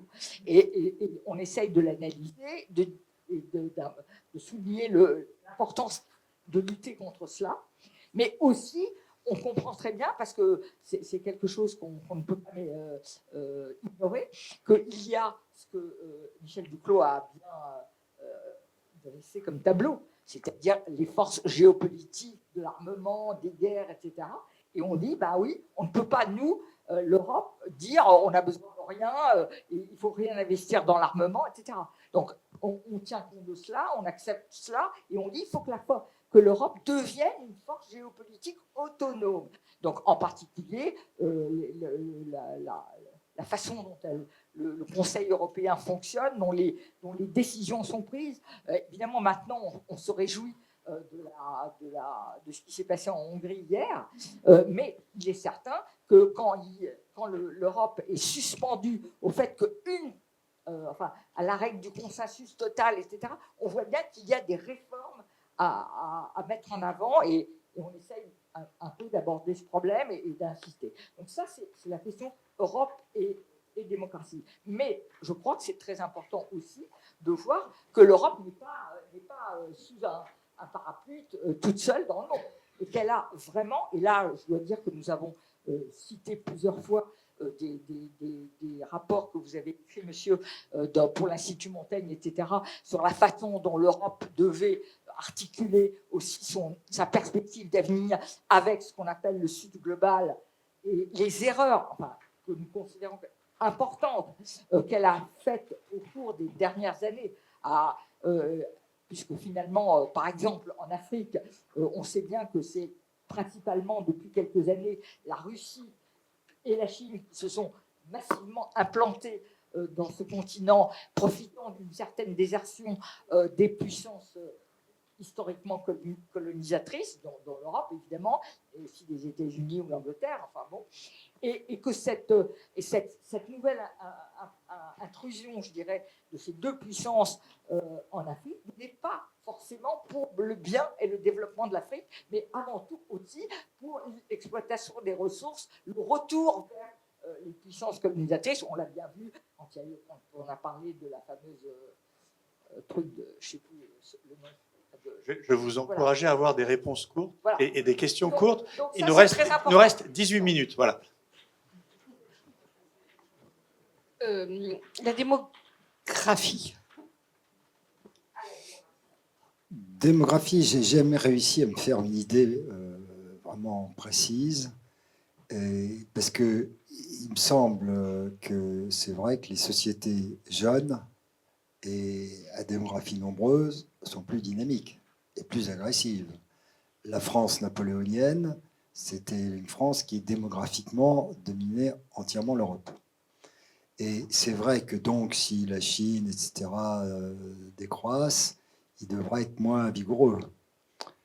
Même si le Japon, après tout, dont on dit qu'il se suicide démographiquement, continue à se maintenir, mais c'est vrai qu'il n'a pas continué à croître comme dans les années 80-90. Et dans ce tableau général, peut-être 2 points supplémentaires. D'abord, là aussi, la transformation de la guerre. C'est que la Russie, d'abord, l'Ukraine-Russie, c'est une guerre de vieux. C'est absolument incroyable, hein, mais notamment le moyenne d'âge des forces armées ukrainiennes, c'est plus près de 40 ans ou 45 ans que de 25 ans, puisque la conscription a longtemps été à 27 ans, maintenant à 25 ans. Là aussi, c'est une rupture civilisationnelle. Et chez les Russes, bah, ce sont les nationalités périphériques qui font la guerre. Ce n'est pas les Russes des grandes villes. En Iran, bah, les Iraniens, eux, seraient sans doute encore prêts à se battre, mais comme c'est une guerre de bombardement, c'est pas une vraie guerre en réalité. C'est comme d'ailleurs quand on dit les Israéliens sont en guerre contre les Palestiniens, ils ne sont pas en guerre, ils bombardent, c'est pas la même chose. Et donc, ces données traditionnelles sont quand même en train de changer. Et puis, quand même, un autre dernier point, c'est l'Afrique. Parce que s'il y a un seul il y a un continent qui est vraiment en plein dynamisme démographique, c'est l'Afrique. Même si ça commence déjà, les courbes commencent à se tasser, mais malgré tout, il dépasse tous les autres. Et ça aura forcément un impact, mais je ne suis pas capable de dire lequel. L'Afrique aura 2,5 milliards, une population de 2,5 milliards en 2050, qui sera le quart de la population mondiale, d'après les estimations démographiques. Et donc, c'est extrêmement important, y compris évidemment pour l'enjeu climatique et écologique. Et les migrations, enfin, c'est important pour tout.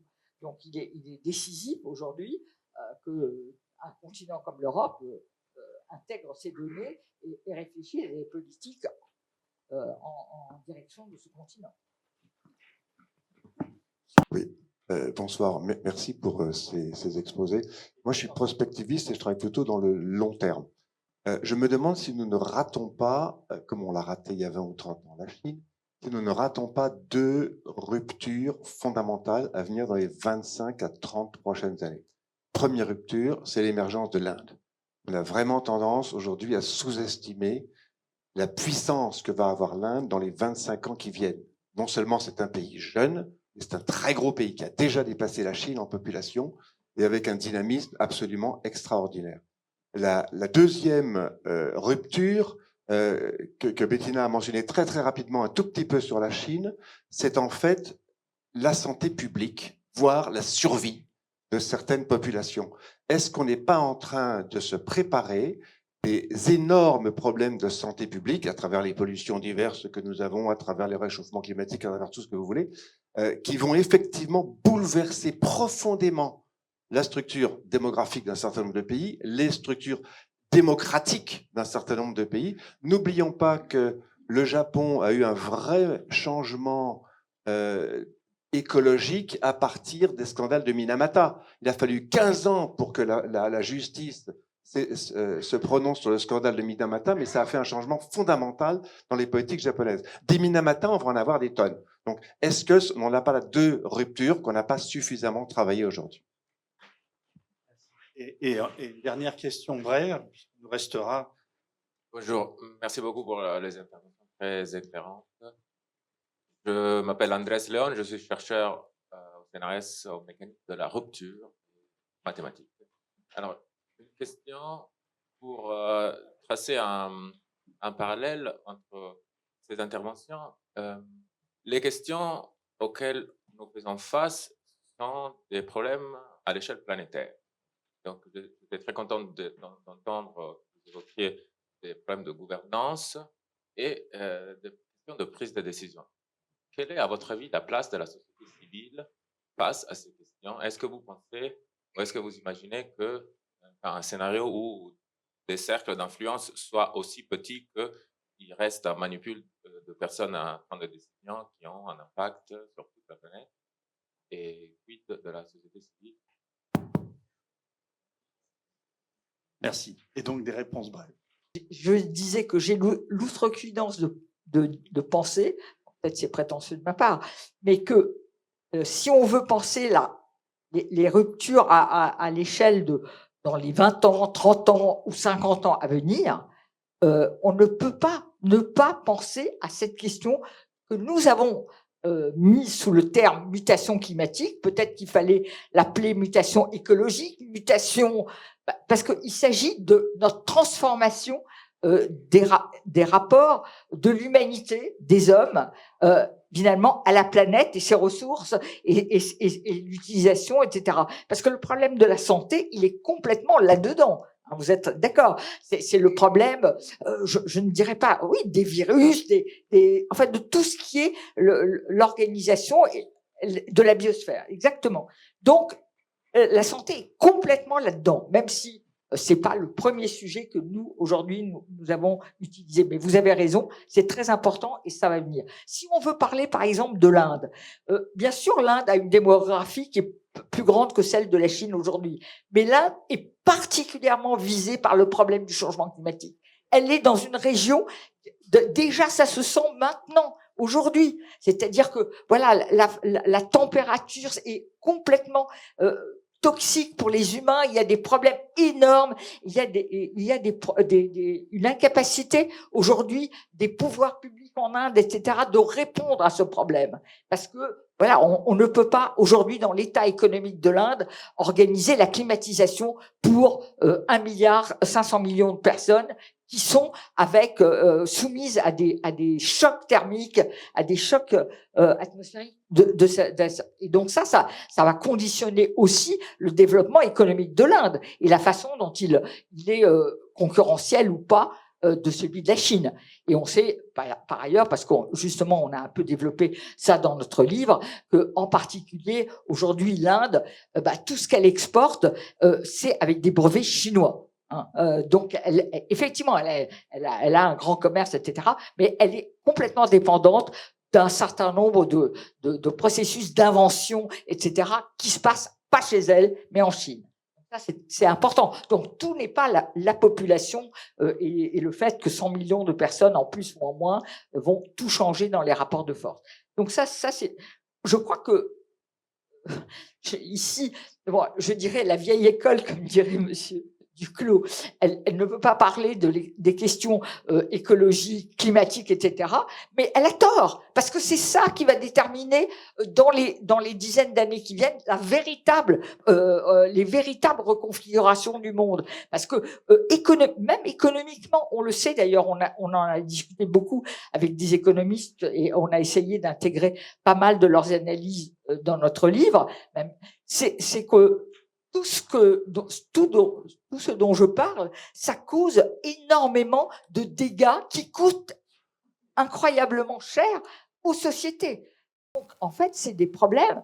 D'ailleurs, aujourd'hui, je crois que tous ceux qui sont un peu réfractaires à la question climat, qui veulent pas, ils veulent bien, par contre, on leur parle des risques économiques, des dégâts, des ruptures, etc. Donc ça, c'est quelque chose qui pèse sur les sociétés à venir.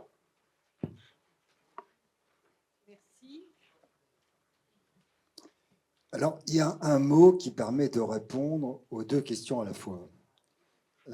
Celle de l'Inde, de la Chine et celle sur la société civile. Ce mot, c'est le mot gouvernance. Parce que en Inde, c'est vrai que le potentiel est immense, mais pour l'instant, ils sont quand même bloqués par un système de gouvernance qui reste extraordinairement bureaucratique, extrêmement réglementé, qui n'est pas libéral en réalité. C'est pas illibéral au sens Poutine ou Orban, mais c'est quand même une société qui est très très difficile à mouvoir, quoi. Alors c'est vrai qu'ils ont cette espèce d'arrogance. De temps en temps, je rencontre le ministre des Affaires étrangères qui a un nom imprononçable et qui qui a conçu cette notion de multi-alignement qui est génial, qui évidemment plaît à beaucoup de pays émergents et qui est une clé effectivement d'explication du monde. Il vient en Europe un peu comme les Américains de jadis, par sympathie, par intérêt, etc. Mais ils nous regardent de très haut, quoi. Ils se demandent qu'est-ce que vous attendez pour vous organiser un peu mieux. Mais ceci dit, je pense qu'ils sont quand même pas sortis de leur problème de gouvernance, qui va quand même les handicaper pour aller aussi loin qu'ils le pourraient dans leur développement. Quant à la Chine, il faut bien voir que c'est un système politique qui a tiré de la perestroïka et de la chute de l'URSS la conclusion qu'on pouvait aller très très très très loin dans les réformes économiques, qu'on pouvait passer au capitalisme. En réalité, c'est ça, un capitalisme d'État, mais un capitalisme, mais qu'il fallait conserver le monopole du pouvoir du parti. C'est ça le mantra, enfin l'essence du système chinois. Et évidemment, la croissance incroyable qu'ils ont connue a conduit au développement d'une société de classe moyenne qui, maintenant, quand vous faites le poids des puissances moyennes dans le monde, c'est la Chine qui en a le plus. Et effectivement, les bourgeois moyens, ils veulent que leurs enfants soient éduqués, ils veulent que les choses marchent, ils veulent des loisirs, etc. Ils veulent de la santé, bien sûr. Et cela, le face-à-face entre la classe moyenne et le Parti communiste, à la longue, va être quand même assez intéressant à suivre. Alors pour l'instant, ça va tant qu'il y a une croissance à 10 points par an, mais le jour où la croissance va baisser, comme ça s'est passé chez nous, ça va être quand même très, très, très particulier. Donc voilà, il ne faut pas croire qu'il n'y a que nous qui ayons des problèmes. Hein. Ces grandes puissances d'aujourd'hui et de demain, eux aussi vont devoir affronter leurs propres contradictions. Et à la fin des fins, pour la société civile, moi je suis un libéral, comme vous l'avez compris.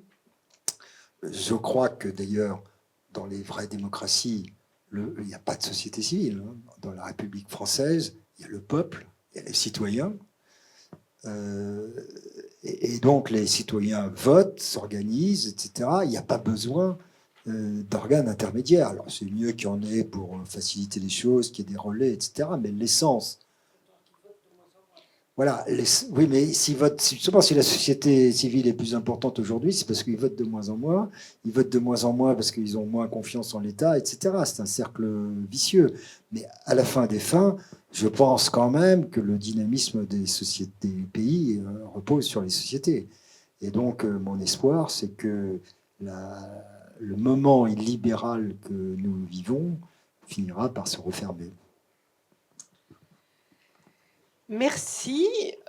J'ai appris que Hubert Védrine, qui fut mon patron, pensait que les décisions étaient une question d'atmosphère. Alors, croyez-moi, quand on a travaillé avec lui, c'est très étonnant. Mais de Mitterrand, ça l'était moins, mais de lui, ça l'était. Voilà, ça c'est une petite plaisanterie. Je vous remercie infiniment tous les deux. Je crois que tout le monde vous remercie beaucoup. On a tous beaucoup de frustration, hein, parce qu'on aurait aimé continuer à discuter et poser des questions. J'en ai une. C'est sur le Sud global, parce que c'est une notion qui est très interrogée, en fait, et qui, nous, en tout cas, dans nos sphères climatiques, parfois explose un peu, quand même. Donc, je ne sais pas, il faudra trouver un autre... Bettina, si je peux dire un mot, parce que moi, je suis un croyant du... Alors, justement, parce que, je sais ça, c'est pour ça. En France, j'étais sûre que tu reprendrais la parole. En France, on est des passionnés de la terminologie. Et on déteste les mots comme ça, acceptés par le monde entier. Donc en France, on est des esprits forts, on les rejette, on dit mais non, ça n'existe pas, ils sont trop divisés, ils sont d'accord sur rien, etc. De même que quand je suis rentré au Quai d'Orsay dans les années 80, à l'époque de François Mitterrand, quand Hubert était conseiller diplomatique, il était mal vu au Quai d'Orsay d'utiliser le mot Occident. Le mot Occident, c'était mal, dehors, et puis pas, parce que nous, on était français, on n'était pas occidentaux, etc. Bon, c'est vrai qu'on se sentait peut-être pas occidentaux à ce moment-là, mais dans le monde entier, on était perçus comme des occidentaux quand même.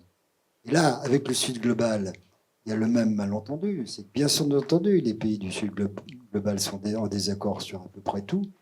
Ils ont quand même un fond commun, c'est le ressentiment contre les anciens colonisateurs et contre l'Occident. Et donc, c'est un trait d'union suffisamment fort pour, malgré tout, leur donner une forme de cohérence. Et là, quand même, ce qui est absolument... Nous, Ça, Français... à ton avis, ça peut durer quoi? 20, 30, 40, 50 ans? Ou le siècle? Si tu veux, ce qui me frappe, c'est notre relation à l'Afrique. Parce que, après tout, après l'indépendance de nos anciennes colonies, on a fait beaucoup pour se réconcilier. Et il aurait été logique qu'ils oublient le mal qu'on leur avait fait. D'ailleurs, l'erreur qu'on a commise, c'est qu'on n'a pas vu que les chefs de ces pays, les premiers présidents qui sont révoltés contre nous, l'ont fait au nom des idéaux de la République française. Mais les générations d'après, ils n'ont pas très bien compris pourquoi leurs parents étaient si accrochés à ce vieux pays décadent. Et la troisième génération, encore plus. Voilà. Et ce qui fait qu'il y a plus de ressentiment aujourd'hui dans un certain nombre de pays africains francophones qu'il y a 20 ans. Donc c'est très difficile de percevoir quelle sera l'évolution des opinions, des sentiments populaires, etc. Eh bien, merci d'avoir apaisé la seule frustration que j'avais de ce débat. Moi, je retiens un mot auquel je n'avais pas encore pensé en préparant ces séminaires, auquel je pense souvent dans nos affaires communes, c'est le mot survie. Parce que finalement, dans beaucoup de, à propos de, comment dirais-je, de beaucoup de questions, vous l'avez prononcé l'un et l'autre.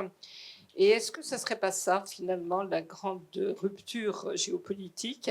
Ça serait que la survie passe avant toutes les autres questions dans ce monde qui va être très peuplé, très inégal, en fait, et très secoué par l'ensemble des phénomènes climatiques ou bien de la constance des guerres, comme tu nous l'as dit.